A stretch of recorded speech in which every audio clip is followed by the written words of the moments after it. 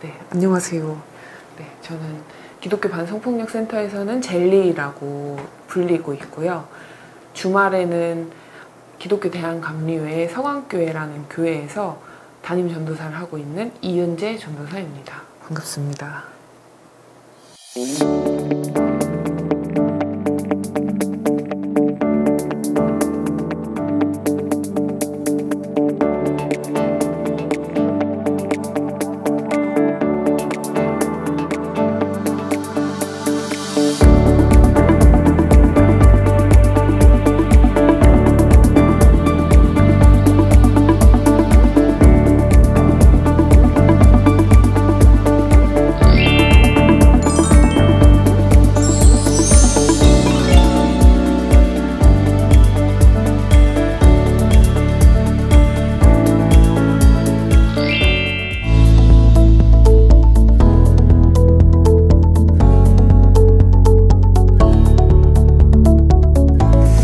2018년도에 그 3.1교회 전병욱 사건이 있은 이후에 이제 3.1교회에서 이 교회 성폭력 문제가 너무 이 교회 안에서 해결할 수 있는 법이나 제도나 어떤 장치나 어떤 시스템이 전혀 없다라는 거를 그 3.1교회 전병욱 목사 사건을 해결을 하는 그 과정에서 발견하게 됐어요. 그래서 이제 3.1교회에서 교회개혁 실천연대에 이제 같이 기금을 내서 교회 성폭력을 전담해서 피해자를 지원하고 미비한 법이나 제도를 좀 개선하자는 그런 운동을 하자 하면서 이제 만들어진 단체입니다. 저희 상담전화로 교회 안에서 아니면 기독교계 단체 안에서 일어난 성폭력 사건 피해자분들이나 피해자 주변인 분들이 우리 교회에서 이런 사건이 있었는데 어떻게 하면 좋을지 모르겠다 라든지 그런 전화를 많이 주세요. 그래서 이제 저희가 전화를 받고 그분에게 필요한 지원, 법률 지원이 필요하면 법률 지원을 소개해드리고 상담이 필요하면 상담을 연결해드리고 교회 안에서 피해가 있지만 신앙은 가지고 계시는 그래도 이제 하나님을 사랑하는 분들이 많이 계셔서 그분들을 위해서 저희끼리 따로 예배를 드리는 경우도 있고 그리고 이런 비슷한 피해를 겪은 분들을 따로 모임을 만들어서 같이 자주 모임이라고 내 피해를 좀 솔직하게 터놓고 이야기할 수 있는 그런 모임도 만들고 하기도 합니다. 네. 의뢰 전화를 받으면 이제 그분들 교회의 상황에 맞춰서 아니면 노예 상황에 맞춰서 성폭력 예방 교육이나 성인지 감수성 교육도 많이 하고 있습니다. 교회 안에서 또 제도가 진짜 미비한 경우가 많이 있거든요. 교회법 안에 좀 성폭력 피해자를 위한 그런 제도를 만든다거나 아니면은 가해자 처벌에 대한 그런 제도도 없는 교단이 되게 많아요. 사회법으로는 징역 2년을 받았는데 징역 2년 형을 살고 아니면 집행유예 받아서 계속 목회를 하는 경우가 많이 있어서 저 사람이 나한테 이런 일을 저지른 저 가해자가 계속 목회를 하는 건 말이 되지 않는다. 피해자를 꽃뱀이라거나 아니면 자기가 모함을 당하고 있다라는 이야기를 설교단에서 하는 가해자들도 많이 있어서 그 가해자가 적어도 어느 정도의 기간은 목회를 하면 안 된다, 내려놔야 된다 라는 그런 요구를 하시는 피해자분들이 계셔서 그 요구를 교단에다도 전달도 하고 실질적으로 좀 제재를 할 수 있는 그런 법을 만들기 위해서 또 많이 노력하고 있습니다.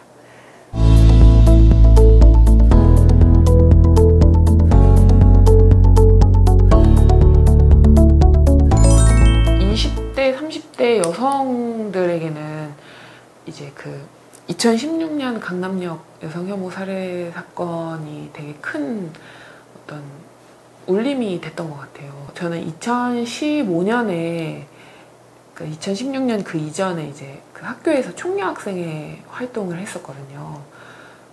총여학생회 활동부터 교회 내 성차별이나 교회 내 성폭력, 반성폭력 운동에 관심을 갖기 시작했던 것 같아요.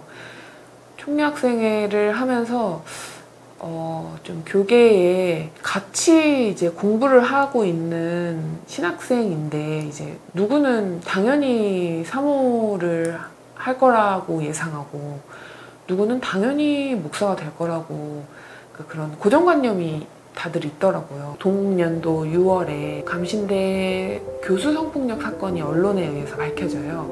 학교 전체를 넘어서 교단 전체가 사실은 되게 큰 혼란이 있었고, 그 혼란 속에서 여학생들이 많이 피해를 겪었어요. 그러니까 누가 피해자냐라고 하면서 모든 여학생들 피해자화하기도 하고, 피해자 낙인을 찍기도 하고, 피해자가 꽃뱀이다 이런 이야기를 공공연하게 하는 분들도 계시고, 그 모습을 보면서 좀 많이 안타까웠고 좀 더 이 분야에 대해서 공부를 해야겠다라고 생각을 했던 것 같고요. 동일한 해에 총학생회 임원들이 단톡방에서 약간 성희롱성 발언을 하는 일이 밝혀져요. 또 그래서 이게 지금 학교나 교단이나 이게 막 교수건 학생이건 다 이게 무관하지 않구나, 다 우리가 연결되어 있고 다 이 성차별적인 이 구조 아래 우리가 살아가고 있구나 라는 거를 좀 몸으로 겪으면서 더 계속 좀 이쪽으로 운동이나 활동이나 공부나 계속 이어왔던 것 같습니다.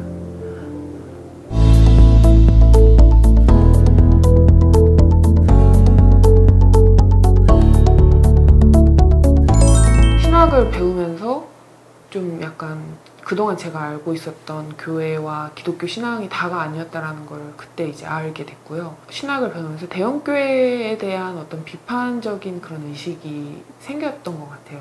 역사적인 예수님을 좀 만나면서 예수님이 그냥 교회에만 계셨던 게 아니구나, 길 위에 계셨고 계속 사람들과 소통하고 호흡하고, 그걸 이제 알게 되면서 좀 더 내가 더 그런 목소리를 내야겠다, 교회가 좀 더 세상의 빛과 소금이 됐으면 좋겠다라는 생각을 했던 것 같고요.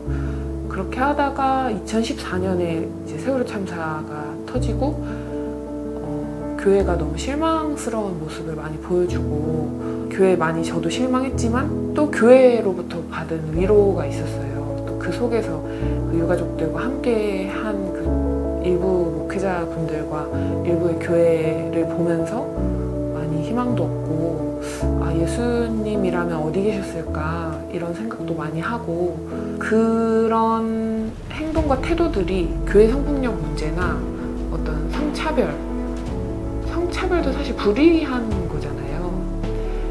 그 불의한 것에 좀 목소리 내야겠다. 내 개인적인 일이라고 생각했던 것들이 사실은 되게 사회적인 거고 정치적인 거였구나라는 걸 공부하면서 많이 알게 됐고, 그러면서 자연스럽게 이 운동을 하게 됐던 것 같아요.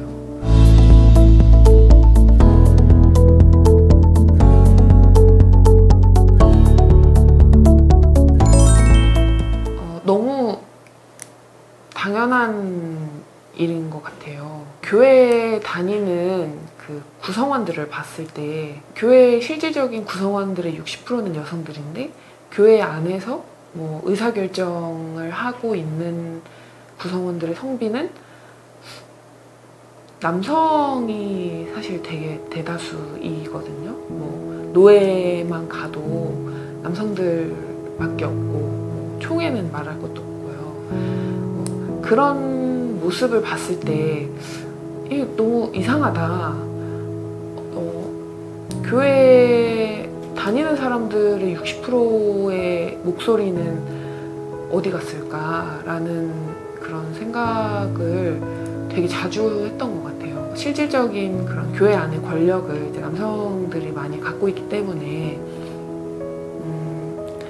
그래서 사실 성폭력 문제도 같이 일어날 수밖에 없거든요. 성폭력도 사실 권력의 문제이기 때문에. 저희 센터에서 2018년부터 2023년까지 상담 접수를 했을 때 사건이 343건이었고 피해자가 402명이었어요.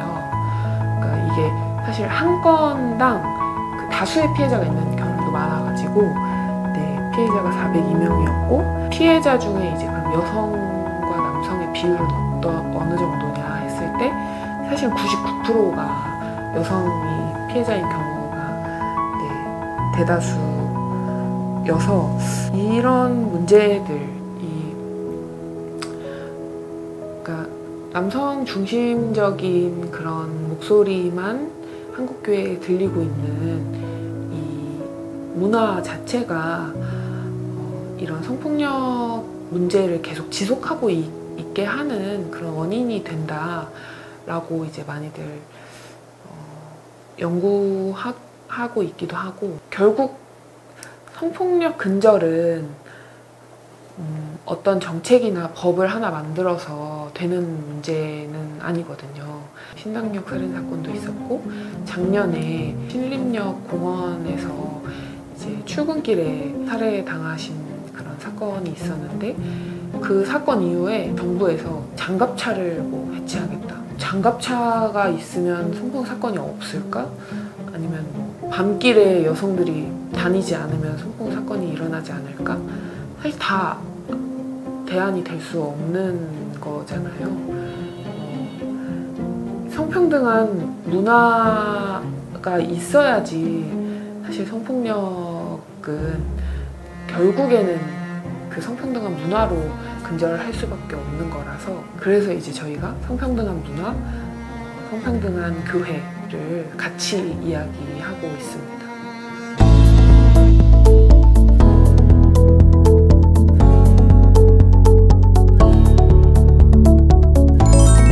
요새 청년들이 교회를 많이 이탈하죠. 저는 근데 청년들이 교회는 싫지만 영적이고는 싶어라는 생각으로 살아가는 것 같아요. 그래서 요새 명상, 막 마음 챙김 이런 거 하러 다니는 청년들 진짜 많거든요. 근데 사실 명상, 마음 챙김, 마음 돌봄, 나 돌봄, 자기 돌봄 이거 다 교회에서 할 수 있는 것들인데, 어떤 교회의 겉모습, 교회의 약간 옛스러운 시대를 좀 따라가지 못하는 것 같은 그런 외형 때문에 교회를 나가는 것 아닐까라는 생각도 하고, 그리고 좋은 교회들이 많이 있는데 나쁜 교회들만 좀 주목되는 것도 있는 것 같아요. 근데 교회가 다시 교회다워지고, 교회가 다시 세상의 공적 영역의 것들을 기독교 정신 아래 그런 것들을 잘 구현해낸다면, 그리고 교회가 무엇보다 안전한 공간이 된다면 다시 청년들이 교회에 찾아오지 않을까. 왜냐면 교회는 그런 생명력과 힘이 있다고 저는 생각하거든요. 저희 기독교는 사실 저희 전부죠. 뭐 이런 말 하면 좀 뭔가 오그라들고 그렇지만 어쩔 수 없는 것 같아요. 네, 교회에서 나고 자랐고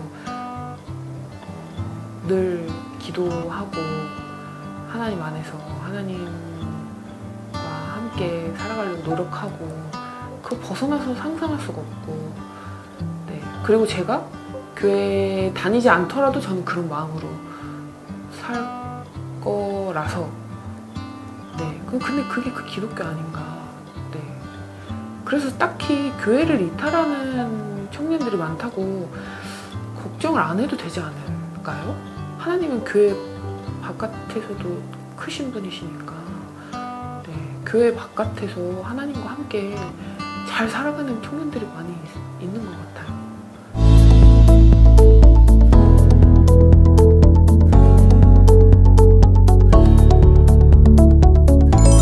저는 공동체가 필요하다고 생각해요.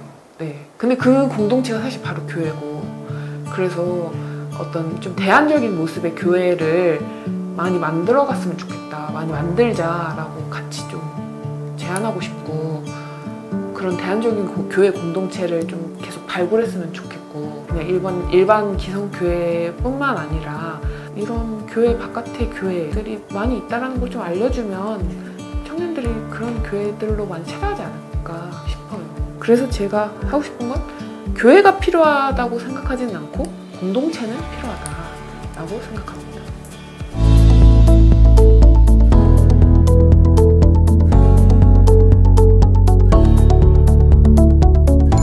예전에는 교회가 좀 약간 피해자 한 명만 교회에서 빼내면 교회가 그냥 그 성폭력 사건이 있던 게 맞나 싶을 정도로 그냥 잘 굴러갔던 가서 2018년인가 2019년에 로고스 교회 전중구 사건에서 감리교 본부에서 토론회를 열었어요.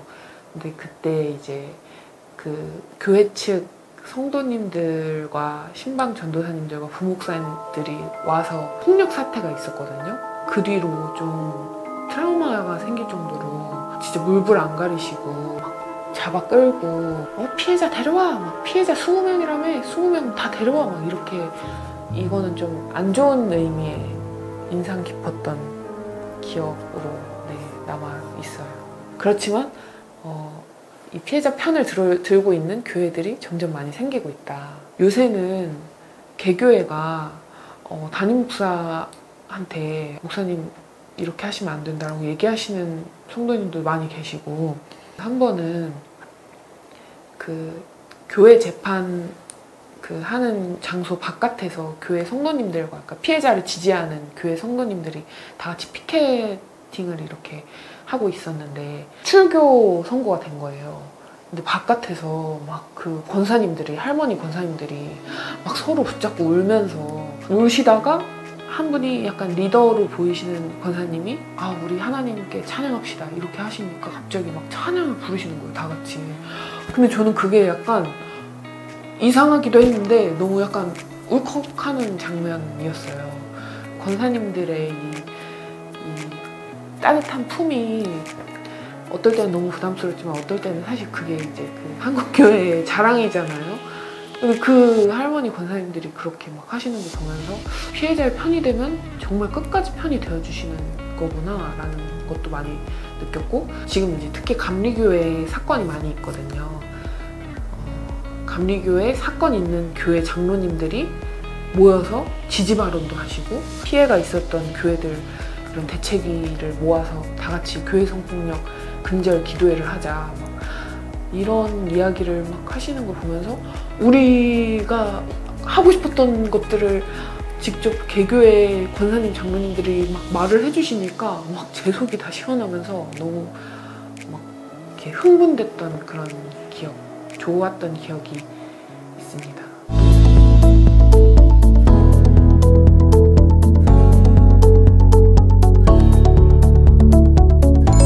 사실 그냥 우리 가까운 곳에서 성폭력 사건이 일어나면 그렇게 머리로만 알고 있던 것들이 잘 되지 않거든요.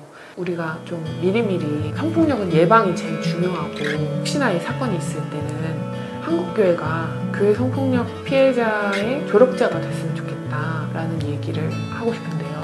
우리 공동체에서도 언제든지 일어날 수 있는 일이고, 우리가 미리 좀 성폭력 피해자를 조력하려면 어떤 것들을 해야 되는지 좀 같이 배워보고 좀 미리 알아보고 공부를 했으면 좋겠다 라는 이야기를 드리고 싶습니다.